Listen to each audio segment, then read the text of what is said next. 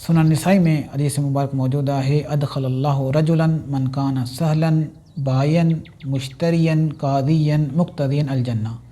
नबी करीम सल्लल्लाहु अलैहि वसल्लम फरमाया था, चार माण्हू, चार क़िस्म जा माण्हू जन्नत में दाख़िल थी वेंदा जेके माण्हुनि सां मामिलो करण वक़्तु नरमी कंदा आहिनि। कहिड़ा?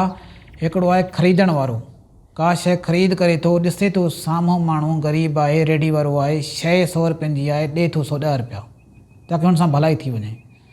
खपाइण मां मतिलबु छा आहे? को शख़्स आहे का शइ खपाए थो या माप तोड़ करे थो, माप तोड़ कंदे मिसाल जे तौर ते साम्हूं वारो चए त मूंखे किलो खपे, पर हू किलो में बि चंद ग्राम वधीक थो विझे, जन्नत में दाख़िल थींदो।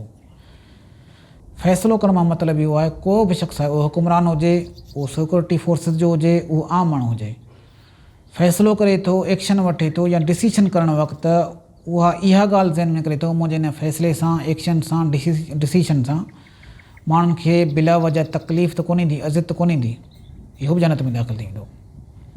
तक़ाज़ा करण जी मतिलबु इहा आहे, असां कंहिंखे फ़िक्स टाइम जे लाइ कुझु पैसा ॾिना या का ॾेती लेती कई, उहो टाइम वेझे अची वियो, पर उन टाइम अचण ते अचानक उन्हनि जी कंडीशन ख़राबु थी वई, ग़रीब थी वियो, मक़रूज़ थी वियो, उन वटि पैसा ॾियण जहिड़ा कोन्हे को, उन वटि सघ कान्हे का।